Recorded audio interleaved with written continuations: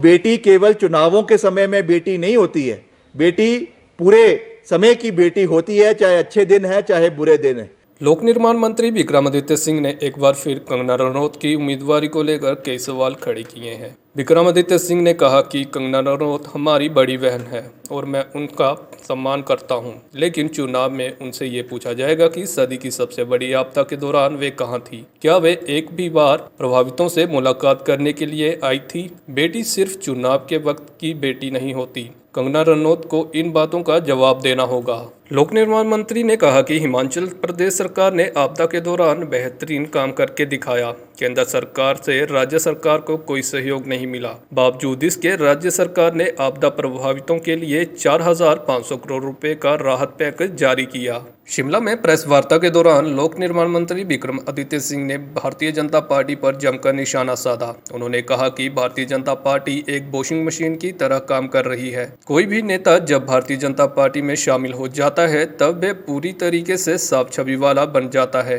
अगले ही दिन उसके सभी केस भी खत्म कर दिए जाते हैं। विक्रमादित्य सिंह ने दावा किया कि कांग्रेस पूरी मजबूती के साथ लोकसभा चुनाव लड़ेगी। उन्होंने कहा कि हिमाचल प्रदेश की चारों लोकसभा सीट के साथ सभी 6 उपचुनाव में कांग्रेस पूरी मजबूती के साथ चुनाव लड़ने वाली है। देखिए, सबसे पहले तो मैं कंगना जी का बहुत बहुत उनका आभार प्रकट करता हूं और मैं उनको कहता हूं कि वो हमारी बड़ी बहन है। मैं उनका बहुत व्यक्तिगत रूप से मान सम्मान करता हूं। उन्होंने हिमाचल प्रदेश का नाम बॉलीवुड जगत में रोशन किया है। That is a very good thing, that is undisputed और उसमें कोई भी राजनीति नहीं होनी चाहिए। जहां तक उनका राजनीतिक अखाड़े में उतरने की बात है, निश्चित तौर से जब वो उतर ही गई हैं तो हर चीज़ का वाद विवाद होगा, इसमें कोई दो राय नहीं है।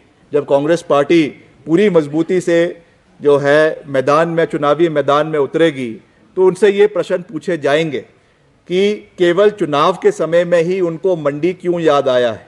कल वो जो है वो काशी की बात कर रही थी, काशी विश्वनाथ की बात कर रही थी और छोटी काशी की बात कर रही थी। तो ये चीज़ें उनको तब याद क्यों नहीं आए जब प्रदेश में इस दशक की नहीं मगर इस शताब्दी की सबसे बड़ी आपदा हिमाचल प्रदेश को आई। उस समय बॉम्बे से उनका सर्वर डाउन हो गया था, ऐसी भी रिपोर्ट्स आई थी। उस समय हिमाचल प्रदेश को सहयोग करने के लिए जो उनको सहयोग करना चाहिए था, कितना किया कितना नहीं किया। क्या वो एक बारी भी मंडी संसदीय क्षेत्र की किसी प्रभावित परिवार के लोगों से मिली? क्या वो कुल्लू में, मनाली में उनका घर है, क्या एक बारी भी वो, और तो छोड़िए क्योंकि मंडी संसदीय क्षेत्र हिमाचल प्रदेश का 1/3 क्षेत्र है, मगर अगर वो मनाली में उनका घर है, मनाली के पतली कुल में ब्रिज बह गया था। मैं वहाँ पर खुद एज PWD मिनिस्टर मैं वहाँ पे गया। वहाँ पे आपके जो है और आपके बंजार के अंदर ब्रिजेस बह गए थे, कुल्लू के अंदर, मनाली के अंदर जो है ब्रिजेस बह गए थे। वहाँ के हम जो प्रभावित परिवार है हम उनसे जाके मिले। क्या वो एक दिन भी अपने शेड्यूल से निकाल कर इन क्षेत्र के लोगों से मिलने के लिए आई? उनका घर अगर मनाली में है तो कुल्लू वहाँ से मात्र 20 से 25 किलोमीटर का रास्ता है। क्या वो वहाँ पे आके लोगों से मिली? भामला में उनका घर है।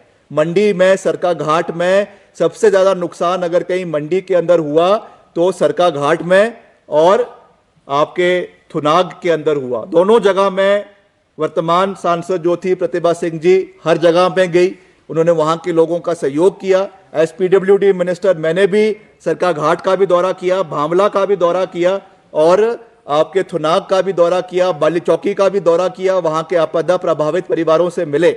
अगर उनका ये मन था कि मैंने यहाँ से चुनाव लड़ना है, अगर वो कहती हैं कि मैं मंडी की बेटी हूँ, तो बेटी केवल चुनावों के समय में बेटी नहीं होती है, बेटी पूरे समय की बेटी होती है, चाहे अच्छे दिन है चाहे बुरे दिन है। तो ये चीज़ें आने वाले समय में ज़रूर लोगों के बीच में आएंगी। चुनावों के बीच जब ये मुद्दे उठेंगे तो निश्चित तौर से इसका जवाब श्रीमती कंगना रनौत को देना होगा कि क्या वो इन समय के अंदर मंडी में आई और अगर आई तो कहाँ गई और गई तो किससे मिलने गई। इसका जवाब कंगना रनौत जी को मंडी संसदीय क्षेत्र की जनता को देना पड़ेगा। शिमला से नीरज डोगरा की रिपोर्ट।